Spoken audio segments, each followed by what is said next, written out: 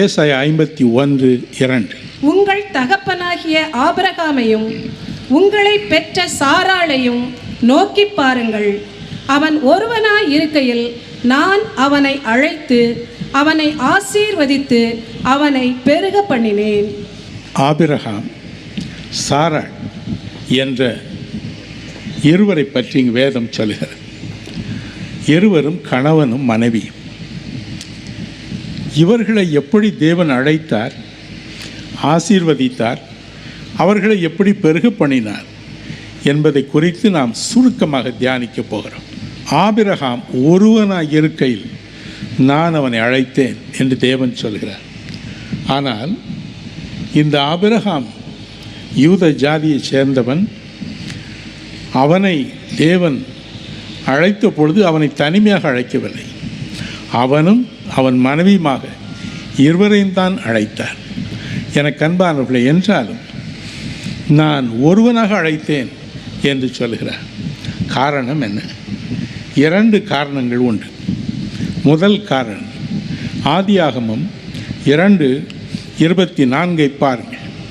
வேதம் சொல்கிறது, கணவனும் மனைவியும் ஒரே மாம்சமாயிருப்பார்கள்.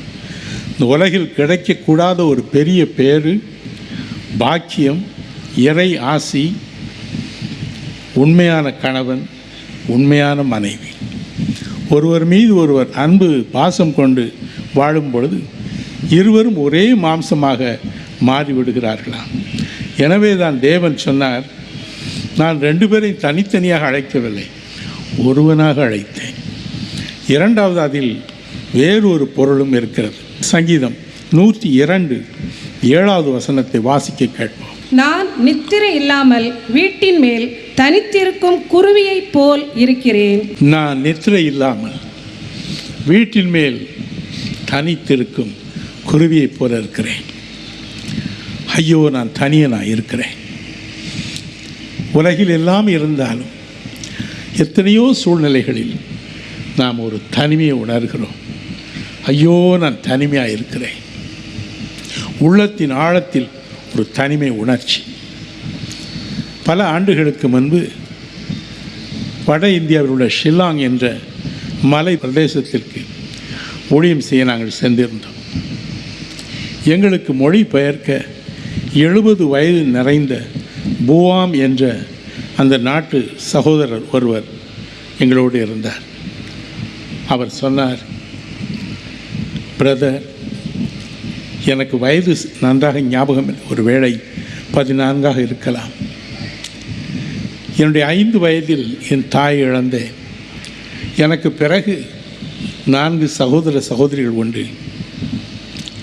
எங்கள் தந்தை தான் எங்களை தாய் போல போற்றி வளர்த்தார். ஆனால் திடீரென்று அவரும் மரித்து போனார். எனக்கு ஒன்றும் புரியவில்லை. அவருடைய உடலை பெட்டியில் வைத்து அடக்கம் செய்வதற்காக குழியை தோண்டி வைத்திருந்தார்கள். பார்த்து கொண்டிருந்தேன். என்னுடைய தகப்பனாரையே அடக்கம் பண்ண போகிறார். இனி என் கதி என்ன? என் 4 சகோதர சகோதரிகளின் கதி என்ன?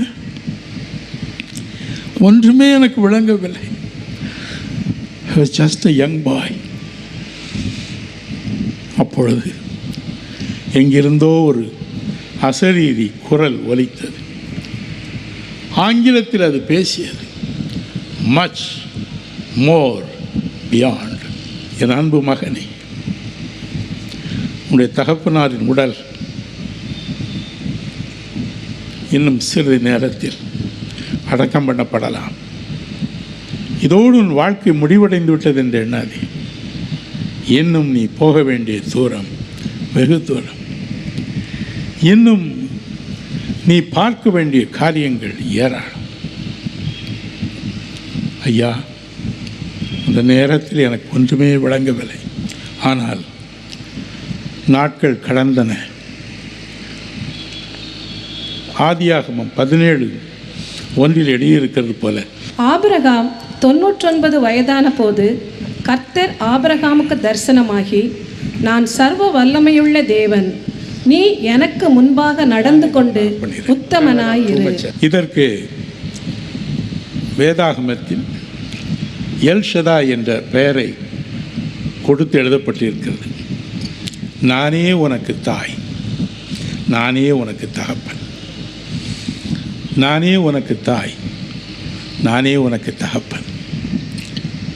அப்படித்தான் ஆபிரகாமுக்கு இருந்தார். அப்படித்தான் இந்த மிஸ்டர் போவாமுக்கு இருந்து தேவன் அவருக்கும் அவருடைய அந்த 4 சகோதர சகோதரிகளுக்கு உதவி செய்தார். அன்று என்னோடு அவர் பேசிய பொழுது அவருக்கு வயது 70. ஆனால் தேவன் என்னை பராமரித்தார் என்று சொன்னார். எனக்கு அன்பானவர்களே, உங்கள் இருதயம் கலங்காதிருப்பதாக. அவன் ஒருவனாயிருக்கையில் தேவன் அவனை அழைத்தார். தன்னம் தனியனாக இருக்கையில் அழைத்தார். இந்த இரவும் மிகுந்த கண்ணீரில், மிகுந்த கவலையில், இந்த வருஷம் எனக்கு எப்படி இருக்குமோ, எனக்கு யாரும் இல்லையே என்று நீங்கள் உள்ளத்தின் ஆழத்தில் புலம்பி இருக்கலாம். ஆனால் தேவன் சொல்கிறார், நானே உனக்கு தாய், நானே உனக்கு தகப்பன், மரித்து போகும் தகப்பன் அல்ல. உபாகமம் 32:40 சொல்லுகிறது போல, நான் என்றென்றும் ஜீவிக்கிறவர். ஐ am alive all the time. உங்கள் கண்ணீர் யாவற்றையும் துடைப்பார். அவன் நான் தனியாக இருக்கிறேன் என்று புலம்பினான். அந்த ஆபிரகாமை அழைத்து, அவனுடைய தகப்பனாரும் அப்பொழுதுதான் மரித்து போயிருந்தார். ஆதியாகமம் 11 கடைசி 2 வசனங்களை வாசித்து பாருங்கள். உடைய தகப்பனாகிய தேராகு அப்பொழுதுதான் மரித்து போயிருந்தார். என்ன செய்வேன், நான் தனித்து விட்டேனே என்று புலம்பும் பொழுதுதான் தேவன் சொன்னார், இல்லை இல்லை, நான் உன்னை அழைக்கிறேன் என்று சொன்னார். உங்களையும் அவர் இன்று அதே விதமாய் அணைத்து ஆசீர்வதிப்பார். கவலைப்படாதீர்கள். 2வது, அவன் ஒருவனாய் இருக்கையில் அவனை அழைத்தார். ஆதியாகமம் 12ஆம் அதிகாரம் 1ஆம் வசனத்தை பாருங்கள். அவனை அழைத்தார்.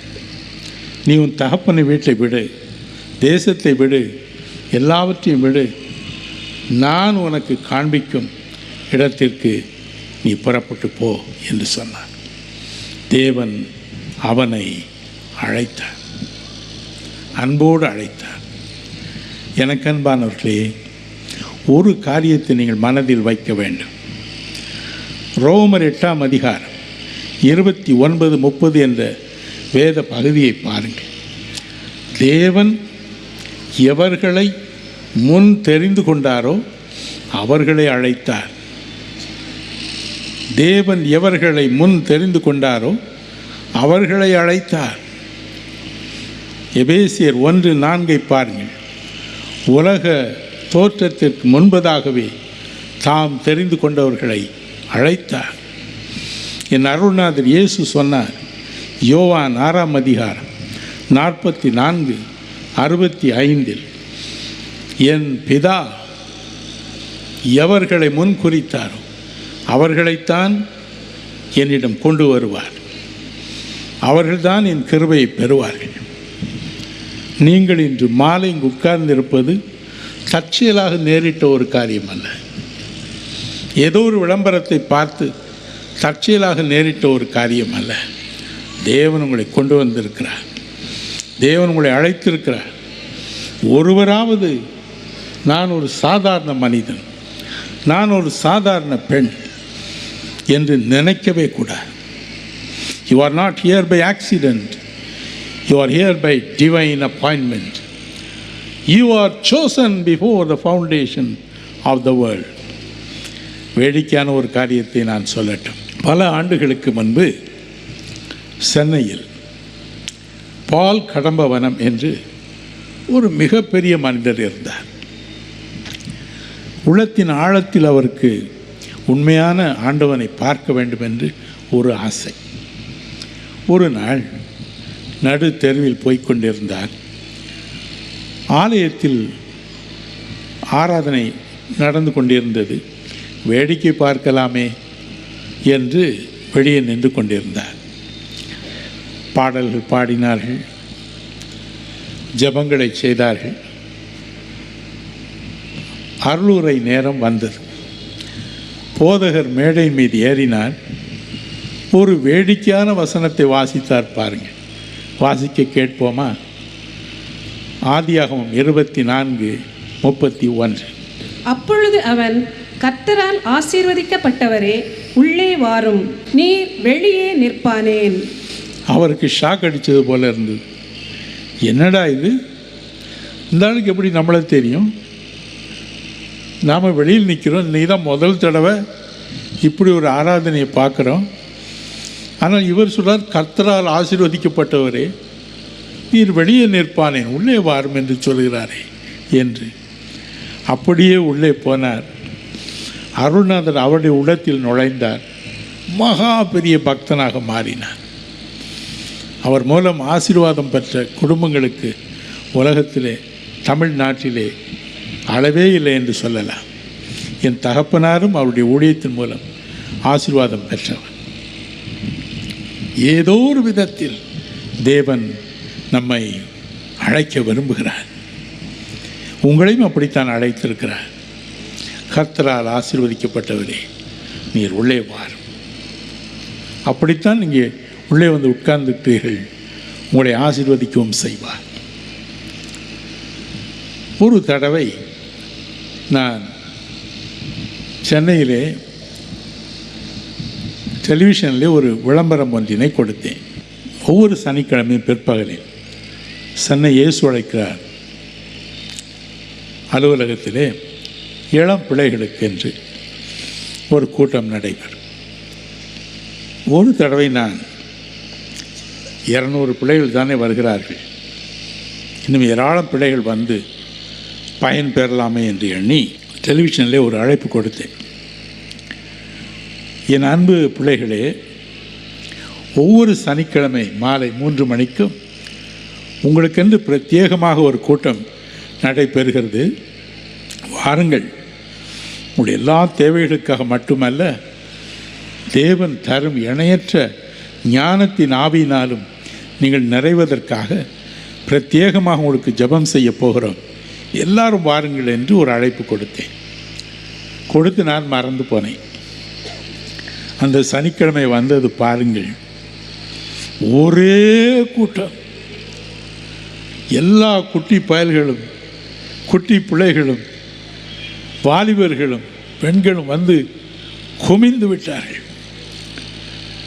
சின்ன பிள்ளைகள் தங்கள் பெற்றோர்களின் கைகளை பிடித்து கொண்டு வந்திருந்தார்கள்.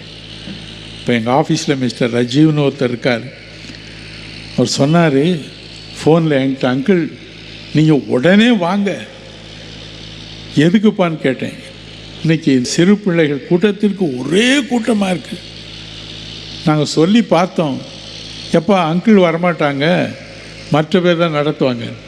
அந்த குட்டி பிள்ளைகள்னு சொன்னாங்களா, சின்ன குட்டி பிள்ளைகளாங்க, பெற்றோருடைய கைகளை பிடித்து கொண்டு, இல்லையே தாத்தா நானே வரேன்னு சொன்னாங்களே, தாத்தா நானே வரேன், நானே ஜெபம் பண்ணுறேன், தேவன் உங்களுக்கு தம்முடைய ஆவியை கொடுப்பான்னு சொல்லியிருக்காரு, நீங்கள் கூப்பிடுங்க, தாத்தா வருவாங்க.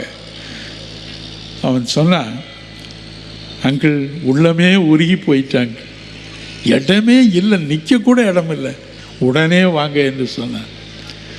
உடனே என் பேர குழந்தைகளை பள்ளியிலே போய் அழைத்து கொண்டு போய் அந்த கூட்டத்தை நடத்தினோம். எனக்கு அன்பானவர்களே, இன்று மாலை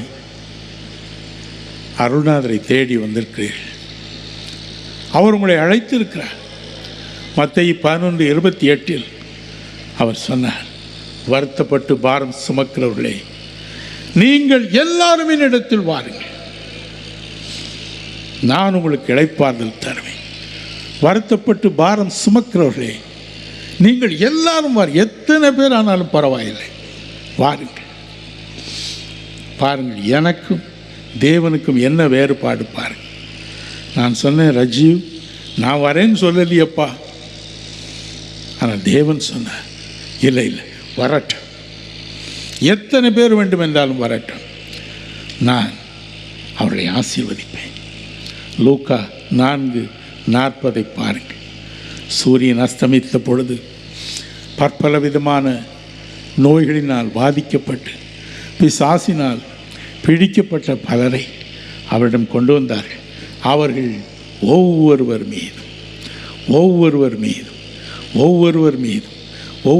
மீதும் தன் கரங்களை வைத்து அவளை சுகமாக்கினார். அதுதான் கிறிஸ்துவின் அன்பு. மனிதனுடைய அன்பிற்கும் தேவனுடைய அன்பிற்கும் உள்ள வேறுபாடு அதுதான். எனக்கு அன்பானவர்களே, மார்க் 10:13 வரை உள்ள வேத வசனங்களை வாசித்து பாருங்கள். தாய்மார்கள் தங்கள் பிள்ளைகளை கொண்டு வந்த பொழுது வேதம் சொல்லுகிறது, இயேசு ஒவ்வொருவரையும் அணைத்து கொண்டு ஆசீர்வதித்தார். 10 பேருக்கு தாங்க எனக்கு ஜெபம் பண்ண பலன் இருக்குது என்று சொல்லவே. அன்பு, பாசம் என்று உங்களை அழைத்திருக்கிறார். அவருடைய அழைப்பை ஏற்றுதான் வந்திருக்கிறீர்கள். நாம இங்கு வரவில்லை. நாம் ஒருவராவது நாம வரவில்லை. தேவன் தன்னுடைய பரம அழைப்பின்படி கொண்டு வந்திருக்கிறார். அவருடைய அழைப்பை கேட்டு நாம் வந்திருக்கிறோம். அவருடைய அழைப்பை ஏற்று என்னிடத்தில் வாருங்கள், நான் உங்களுக்கு இளைப்பாறுதல் தருவேன் என்று சொன்ன வார்த்தை கேட்டு வந்திருக்கிறோம். நிச்சயமாகவே என்று கர்த்தர் நம்ம ஒவ்வொருவரையும் தனித்தனியே ஆசீர்வதித்து அனுப்புவது உறுதி. அடுத்து என்ன செய்வாராம்? அவர் ஆசீர்வதிப்பாராம். அந்த ஆபிரகாமை மனதார ஆசீர்வதித்தார். ஆதியாகமம் 12:2-3 வசனங்களை வாசித்து பாருங்கள். 22:17 பாருங்கள். வாசிக்க கேட்போமா? நான் உன்னை பெரிய ஜாதியாக்கி உன்னை ஆசீர்வதித்து உன் பேரை பெருமைப்படுத்துவேன். நீ ஆசீர்வாதமாய் இருப்பாய். உன்னை ஆசீர்வதிக்கிறவர்களை ஆசீர்வதிப்பேன், உன்னை சபிக்கிறவனை சபிப்பேன். பூமியில் உள்ள வம்சங்கள் எல்லாம் உனக்குள் ஆசீர்வதிக்கப்படும் என்றார். நான் உன்னை ஆசீர்வதிப்பேன். ஆதியாகமம் 22:17 நான் உன்னை ஆசீர்வதிக்கவே ஆசீர்வதிப்பேன். எனக்கு அன்பானவர்களே, ஆதியாகமம் 1:28 பாருங்கள், 5:2 பாருங்கள், 9:1 பாருங்கள். என்று தேவன் மனு குலத்தை உண்டு பண்ணினாரோ அன்று முதலாவது அவர் செய்தது அவர்களை மனதார ஆசீர்வதித்தார். இந்த உலகை விட்டு அவர் கடந்து போகும்பொழுது தன் அன்பு சீடர்களை பார்த்து அவர்களை வழிவிட்டு அனுப்பும் பொழுது அவர் வேறொரு காரியத்தையும் கூட செய்தார் என்று லூக்கா 24:49-50 சொல்கிறது. தன் இரு கரங்களையும் உயர்த்தி அவருடைய மனதார ஆசீர்வதித்தார்.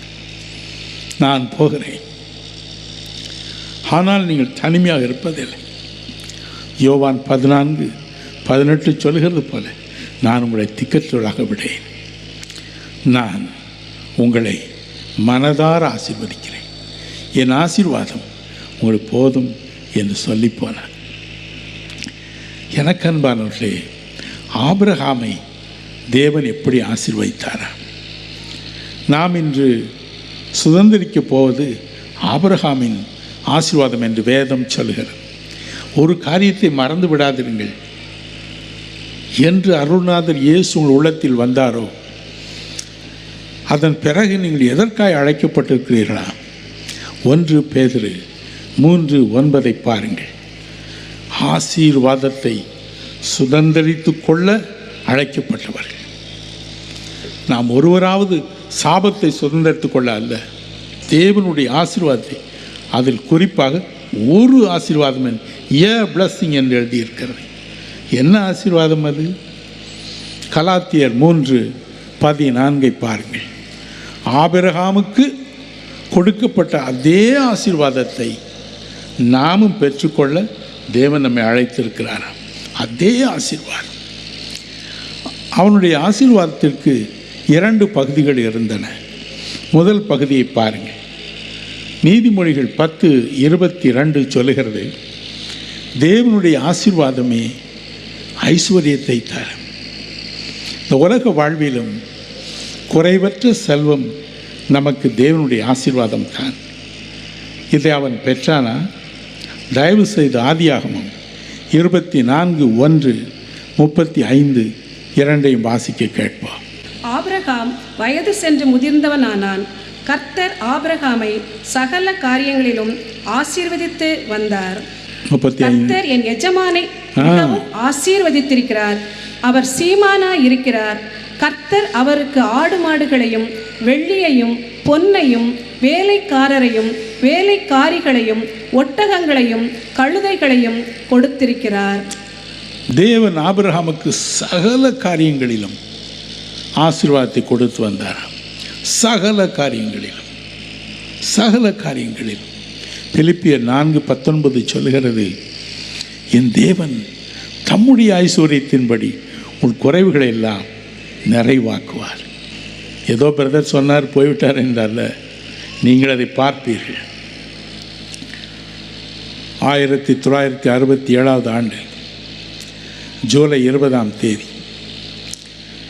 அருள்நாதரை முகமுகமாய் சந்தித்தேன். முதல் தடவை 62 சந்தித்திருக்கிறேன். அதன் பிறகு ஒரு பிரத்யேகமான சந்திப்பு. நான் ஒரு வங்கியில் உயர்ந்த பதவியில் இருந்த பொழுது அவருடைய ஊழியத்தையும் சேர்த்து செய்யணும் என்று என்னை அழைத்தார். அப்பொழுது அவருக்கு 4 கண்டிஷன் போட்டேன். ஆண்டவரே, நான் உடைய ஊழியத்தை செய்கிறேன், ஆனால் எனக்கு நீ 4 காரியங்களை செய்ய வேண்டும். முதலாவது, நான் எங்கு பிரசங்கம் பண்ண போனாலும் என்னோடு நீர் வர வேண்டும். நான் பிரசங்கம் பண்ண எழுந்து நிற்கும் பொழுது என்னோடு நீர் எழுந்து நிற்க வேண்டும். நான் ஜனங்களுக்காக எவைகளை ஜெபம் செய்யும்படி நீ சொல்கிறீரோ அவைகளை ஜெபம் செய்யும் பொழுது நீர் அதை கட்டாயம் கேட்க வேண்டும். 4வது, என் குடும்பத்தை பற்றிய. எனக்கு அன்பானவர்களே, ஒவ்வொரு தடவை ஒரு பிரசங்கத்தை செய்யும் முன்பதாக பல நாட்கள் உடைய பாதத்தில் காத்திருந்து ஜெபம் செய்து உபவாசம் செய்து தான் பேசுகிறேன். அவனும் கேட்கும் ஒரு காரியம், ஆண்டவரே, நான் அதை சொல்லிவிட்டு வந்து விடலாம், ஆனால் நீர் அதை செய்யாமல் இருக்கக்கூடாது. இன்றும் அவர் சொன்னார், இல்லை இல்லை, நான் செய்வேன், நான் ஆசீர்வதிப்பேன், உங்களையும் ஆசீர்வதிப்பார். உங்களுடைய எல்லா கஷ்டங்களையும், பண கஷ்டங்களையும், வறுமைகளையும், தரித்திரங்களையும் அவர் நீக்குவார். உங்களையும் ஆபிரகாமைப் போல இந்த வருடம் செழிப்புள்ளவர்களாக மாற்றுவது உறுதி. ஹல்லேலூயா! நன்றாக கைதட்டுங்கள் ஆண்டவர்.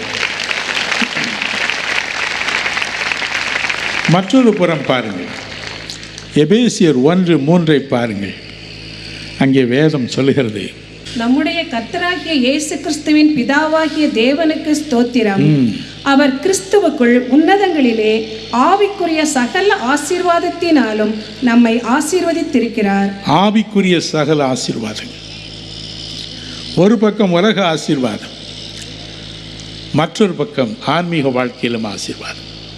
இரண்டையும் தேவன் நமக்கு தருகிறார்.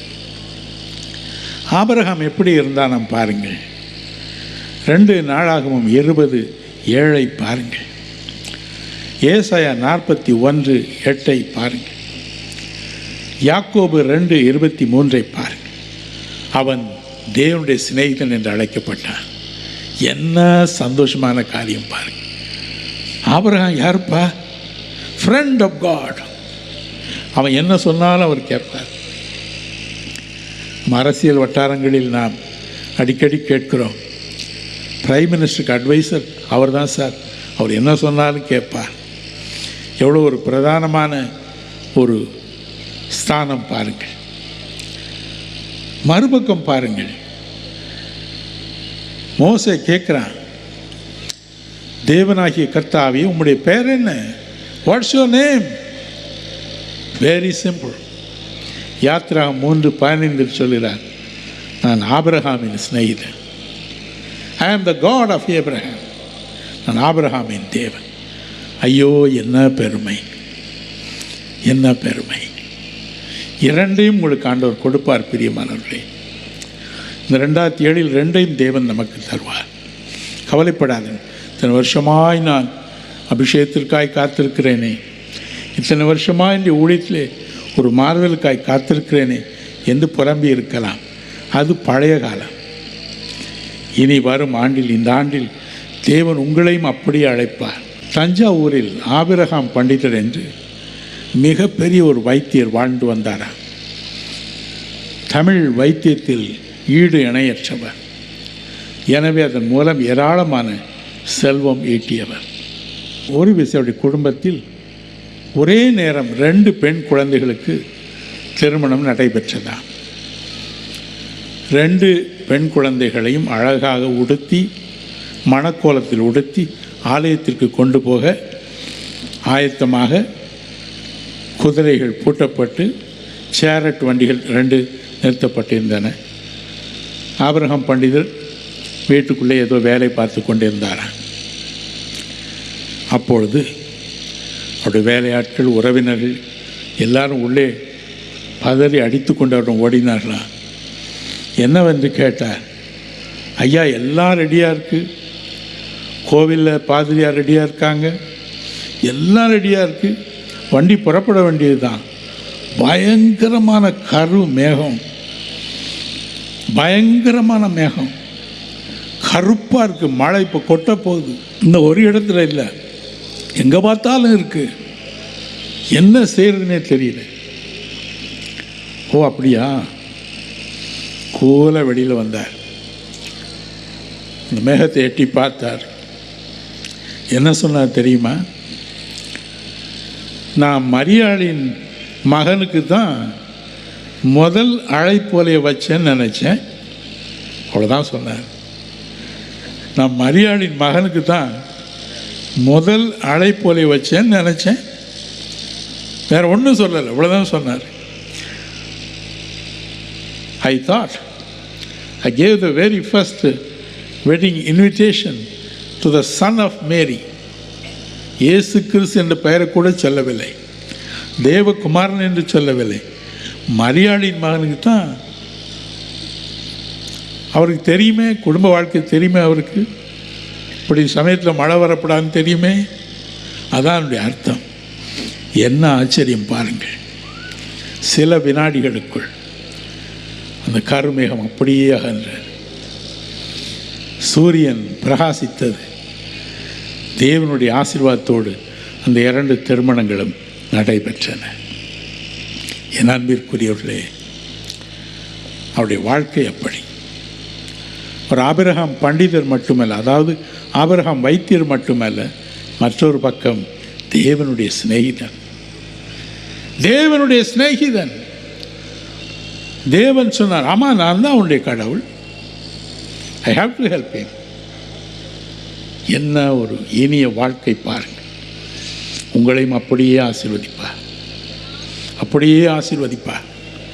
இந்த ஆண்டு முழுவதும் அவர் உங்களை அப்படி ஆசீர்வதிப்பார். உங்களை அழைத்தவர் உங்களை காப்பார். உங்கள் இருதயம் கலங்காது இருப்பதாக. நான் ஆபிரகாம் ஒருவனாய் இருக்கையில் அவனை அழைத்தேன், அவனை ஆசீர்வதித்தேன், அவனை பலுகி பெருகச் செய்தேன். தேவனுக்கு பலுகி பெருகச் செய்ய மிகப்பெரிய கூட்டம் அவசியமில்லை. இன்று நான் தனித்து வந்திருக்கிறேன் என்று புலம்பி நிற்கும் என் அன்பு சகோதரனே, என் அன்பு மகளே, உன்னைத்தான் அவர் பெருகச் செய்ய போகிறார். ஆபிரகாமை அழைத்த பொழுது ஆதியாகமம் 12:2 முதலாவது அவர் சொன்ன காரியம் என்ன? நான் உன்னை பெரிய ஜாதியாக்குவேன், நீ ஆசீர்வாதமாயிருப்பாய், நீ ஆசீர்வாதமாயிருப்பாய். பூமியில் உள்ள அத்தனை ஜாதிகளும், அதில் வேறொரு மொழிபெயர்ப்பு சொல்கிறது, அத்தனை குடும்பங்களும் உன்னை ஆசீர்வாதமாய் ஏற்கும். உன் மூலம்தான் அவளுக்கு ஆசீர்வாதம். ஐயோ என்ன மகிழ்ச்சி! அப்படி நம்மை நிரப்புகிறாரா. ஆசீர்வதிப்பது மட்டுமல்ல, தலையிலிருந்து கால் வரை முற்றிலும் நம்மை ஆசீர்வாதமாகவே அவர் மாற்றி விடுகிறாரா. நம்மை பலுகி பெருகச் செய்வதற்காக ஆசீர்வாதமான ஜாதியாய் பலுகி பெருக செய்வதற்காக. எனக்கு அன்பானவர்களே, இந்த காருண்யா பல்கலைக்கழகத்தை இது 4600 மாணவரோடு 1800 மாணவிகளோடு 2800 மாணவர்களோடு நடத்தி வருகிறோம். எங்கும் பெயரும் புகழும் உண்டு. எனக்கு அன்பானவர்களே, ஒரு தடவை மும்பை நகரத்திற்கு நானும் என் மகனும் இப்படிப்பட்ட ஒரு முக்கியமான காரியத்திற்காக போயிருந்தோம். நாங்கள் தேடி சென்ற அதிகாரி கிடைக்கவில்லை. அதே பில்டிங்கில் எங்களுக்கு தெரிந்த வேறொரு அதிகாரி இருந்தார். அவரை பார்க்கலாம் என்று நானும் என் மகனும் போய் கதவை தட்டினோம். அவர் கதவை திறந்தார். அப்படியே பிரமித்து போனார். எங்களை உள்ளே வாருங்கள், உட்காருங்கள் என்று கூட சொல்லவில்லை. ஒரே ஓட்டமாய் உள்ளே ஓடினார். தன் மனைவியின் பெயரை சொல்லி அழைத்தார். லக்ஷ்மி, வந்து பாருமா, யார் நம்ம வாசலில் நிற்கிறா பாரு, கடவுள் வந்திருக்காருமா, கடவுள் வந்திருக்கார். நம்ம கஷ்டமெல்லாம் மாறி போச்சு, நம்ம கண்ணீரெல்லாம் மாறி போச்சு. லக்ஷ்மி வா, வந்து நமஸ்காரம் பண்ணு, கடவுள் வந்திருக்கார். மிகப்பெரிய அதிகாரி. நானும் என் மகனும் அதிர்ந்து போனோம். சில தினங்களுக்கு முன்பு சென்னையில் உள்ள மிகப்பெரிய ஒரு கடைக்கு என் மனைவி போயிருந்தாள். என் அன்பு மகள் இவாஞ்சலினுக்கும் பேர குழந்தைகளுக்கும் ஏதாவது கிறிஸ்மஸ்க்கு உடை வாங்க வேண்டும் என்று ஒரு நாற்காலியில் உட்கார்ந்து மற்றவர்களைப் போல துணிமணிகளை பார்த்து கொண்டிருந்தார்கள். அப்பொழுது அந்த கடையின் அதிகாரி வந்தார். மிக பெரிய செல்வந்தர். என் மனைவியை பார்த்தார். அம்மா, நீங்கள் தானே மிஸ்ஸஸ் தினகரன்? ஆமாம். தயவுசெய்து சேர்ந்து கீழே இறங்குங்க என்று சொன்னார். என் மனைவி கொஞ்சம் புரியவில்லை. இறங்கி நின்றால் நம்ம சேரில் உட்கார்ந்து தவறு போல இருக்கு என்று. அத்தனை பேருக்கு முன்பதாய் என் மனைவியின் 2 கால்களையும் தொட்டு முகங்குப்புற விழுந்து வணங்கினார். அம்மா, எங்கள் கடையை தேடி உங்களை கடவுள் கொண்டாந்தாரே, எவ்வளோ பெரிய பாக்கியம். இந்த கால் இந்த கடையில் பட்டது எவ்வளோ பெரிய பாக்கியம். விழுந்து வணங்கினார். கடைசி வரை இருந்து வேண்டியவளை வாங்கி கொடுத்து அன்போடு அனுப்பி வைத்து போனார். நம்முடைய கண்களில் நாம் ஒன்றுமில்லை, நாம் ஒன்றுமில்லை, ஒன்றுமில்லை என்று தான் இருக்கவும் போகிறோம்.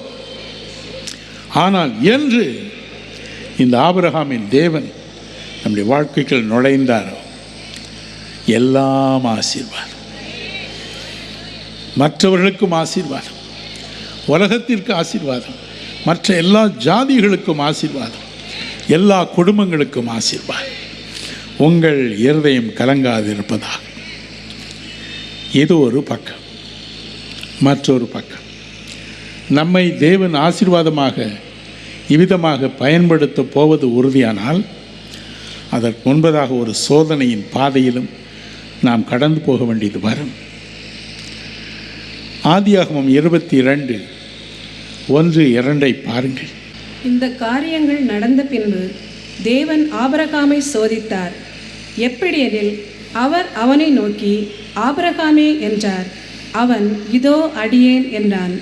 அப்பொழுது அவர், உன் புத்திரனும் உன் ஏக சுதனும் உன் நேசகுமாரனுமாகிய ஈசாக்கை நீ இப்பொழுது அழைத்து கொண்டு மோரியா தேசத்துக்கு போய் அங்கே நான் உனக்கு குறிக்கும் மலைகள் ஒன்றின் மேல் அவனை தகன பலியாக பலியிடு என்றார்.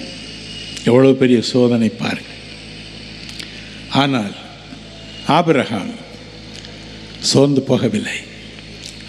எபிரேயர் 11:17-18-19 வாசித்து பாருங்கள். அங்கே தன் மகனை பலியிட அவன் துணிந்தான். விறகு கட்டை ஒன்றின் மீது அவனை கடத்தினான். அவனை நன்றாக கட்டினான். கத்தி எடுத்து குத்த முயன்றான். அந்த பையன் எப்படி துடித்திருப்பான் பாருங்க. அப்பா, ஏன்பா என்ன கட்டுறீங்க? ஏன் விறகு மேலே போட்டீங்க? எனக்கு பயமாக இருக்கு. இல்லை இல்லை, தேவன் வரப்போகிறார். தேவன் வந்து உன்னை விடுவிப்பார். ஏன்பா கட்சி எடுத்து குத்த போறீங்க? பயமா இருக்கு. இல்லை, இப்பொழுது தேவன் வருவார், உன்னை விடுதலை செய்வார், உன்னை ஆசீர்வதிப்பார். என் மகன் மரித்து போனாலும் அவனை திரும்ப எழுப்ப வல்லவர் என்று அவன் சொன்னான். அவன் சொன்னதற்கு ஒரு காரணம் உண்டு.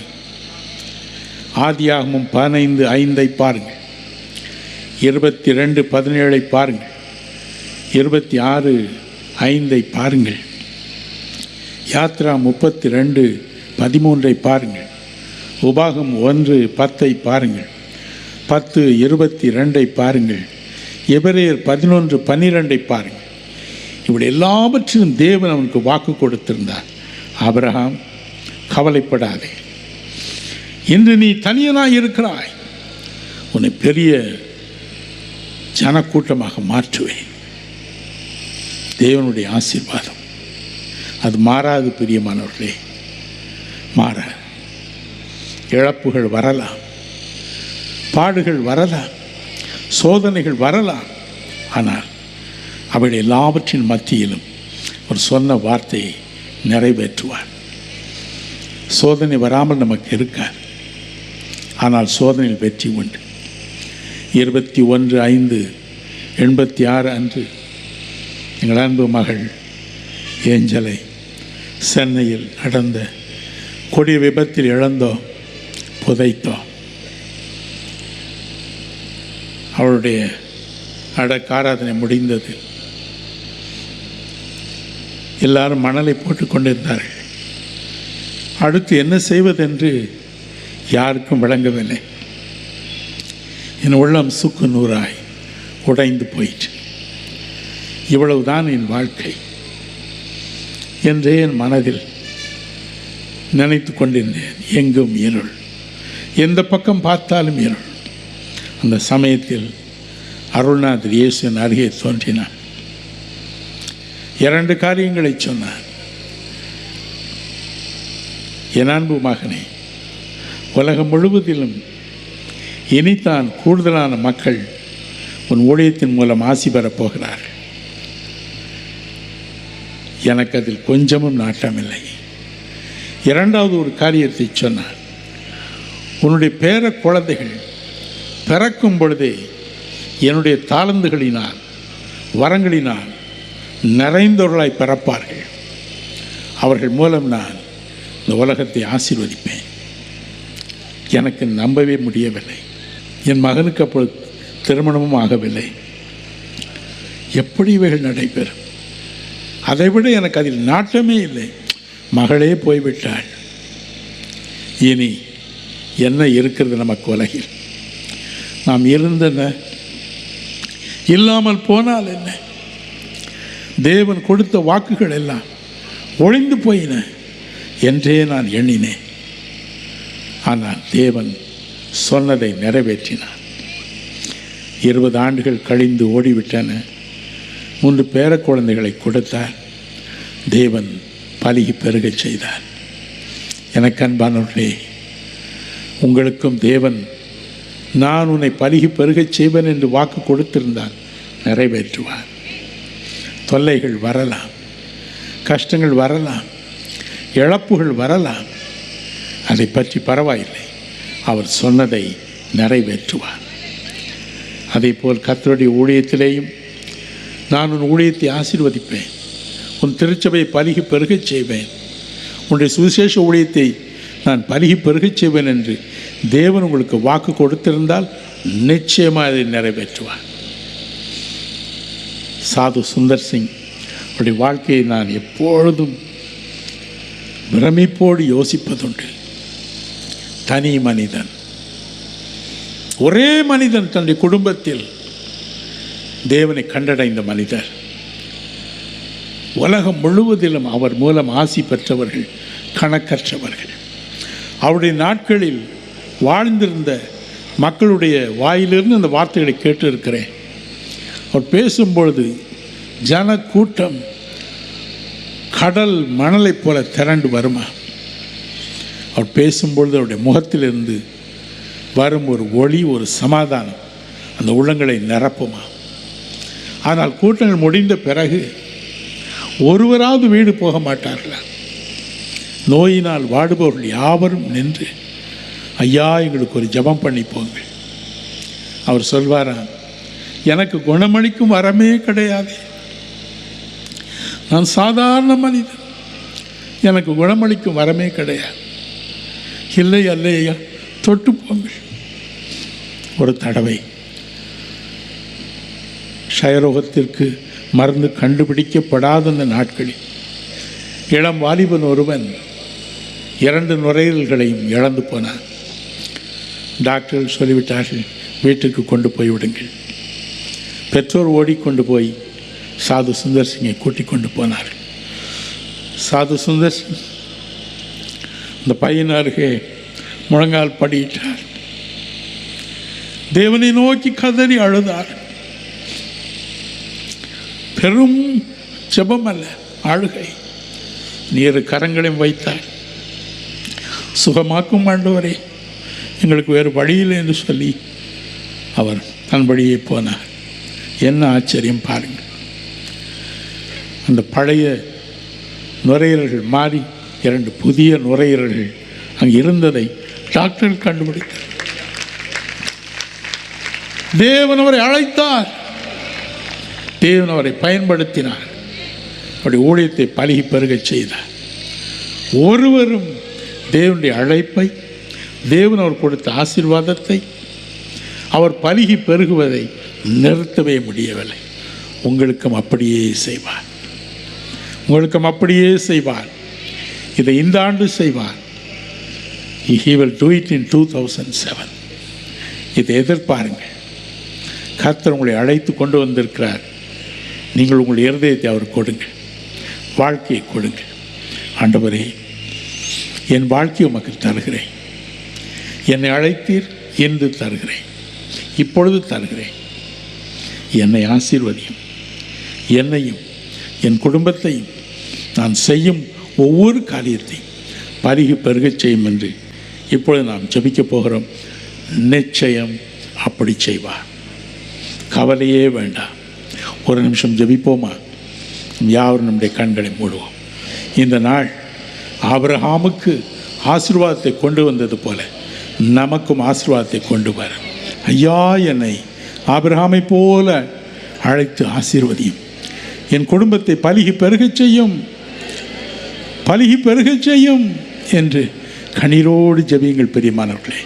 இயேசு ராஜா, உமக்கு ஸ்தோத்திரம். அருமை இரட்சகர் மத்தியில் நின்று கொண்டிருக்கிறார். பலவிதமான கெட்ட பழக்க வழக்கங்களினால் ஈடுபட்டு ஆண்டவரே எந்த விதமான வழியுமின்றி தவிக்கும் மக்களுக்காக கண்ணீரோடு ஜெபிக்கிறேன். எல்லா கெட்ட பழக்க வழக்கங்களும், எல்லா அடிமைத்தனங்களும் கிறிஸ்து இயேசுவின் நாமத்தில் இப்பொழுது ஒவ்வொரு சரீரத்தையும் விட்டு, வாழ்க்கையும் விட்டு, மனதையும் விட்டு வெளியே வரட்டும் என்று நான் கட்டளை கொடுக்கிறேன். வெளியே வரட்டும் இயேசு சுவாமி. எல்லா கெட்ட பழக்க வழக்குகளும் வெளியே வரட்டும். எத்தனையோ குடும்பங்களை ஆண்டவரே இந்த மதுபானம் அடிமையாக்கி நாசமாக்குவதை பார்க்கிறேன். இன்று மதுபான வெறிக்கு அடிமையாக இருக்கிற ஒவ்வொருவரையும் பாதத்திலே கொண்டு வருகிறேன். ஒவ்வொருவர் மீதும் கரங்களை வையும், ஒவ்வொருவர் மீதும் கரங்களை வையும்.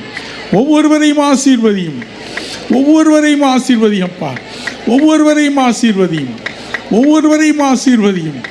இன்றோடு இப்பொழுது இந்த பிரச்சனை நீங்கி போவதாக. எல்லா அபின் லாகிரி வஸ்துக்கள் இவைகளுக்கு அடிமைகளாக இருந்து தவிக்கும் ஒவ்வொருவரையும் இப்பொழுது நான் விடுதலை செய்கிறேன். யார் யார் இப்பொழுது தங்கள் வாழ்க்கையை உமக்கு ஒப்பு கொடுத்திருக்கிறார்களோ, ஆபிரகாமை போல என்னை நடத்தும் என்று ஒப்பு கொடுத்திருக்கிறார்களோ, ஒவ்வொருவர் மீதும் கரங்களை வையும், ஒவ்வொருவர் மீதும் கரங்களை வையும், ஒவ்வொருவர் மீதும் கரங்களை வையும். பழைய வருஷங்களின் சாபங்கள் எல்லாம் இன்று ஒழிந்து போகட்டும். பழைய வாழ்க்கையின் சாபங்கள் எல்லாம் இன்று ஒழிந்து போகட்டும். சாபம் ஒழியட்டும். செல்வம், ஐஸ்வர்யம் வானத்திலிருந்து இறங்கி வரட்டும், வானத்திலிருந்து இறங்கி வரட்டும்.